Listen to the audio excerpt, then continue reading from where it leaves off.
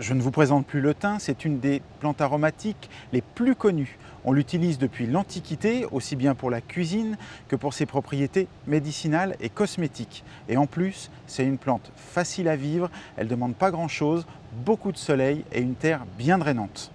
Il existe de nombreuses variétés de thym.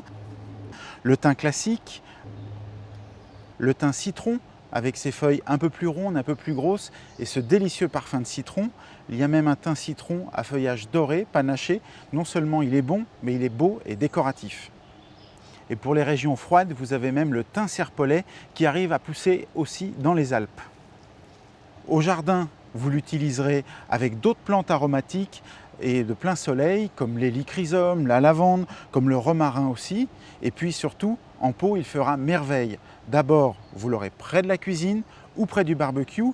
Et puis si votre terre de jardin est franchement lourde et reste humide l'hiver, c'est une situation qu'il va détester. Vous l'aurez en pot, dans un bon terreau bien drainé, et vous aurez, vous aussi, de magnifiques pieds de thym chez vous.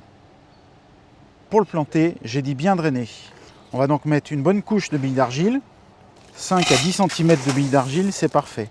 Je rajoute le feutre, très important, pour éviter au terreau de descendre entre les billes et de colmater. Je vais mettre mon terreau.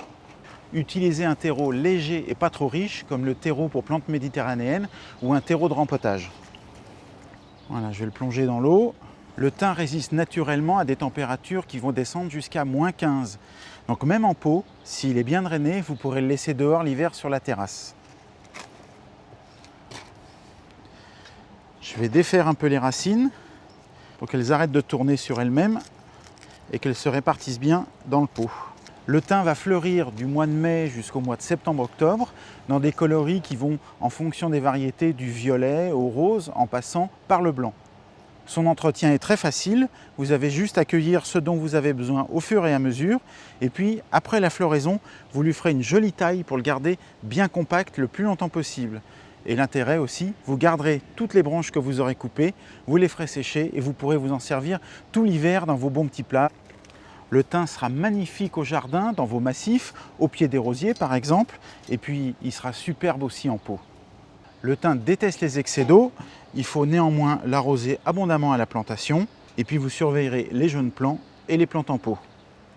Voilà, vous n'avez plus qu'à le mettre à côté de la cuisine, et c'est parti pour les grillades, les plats en sauce et même les infusions.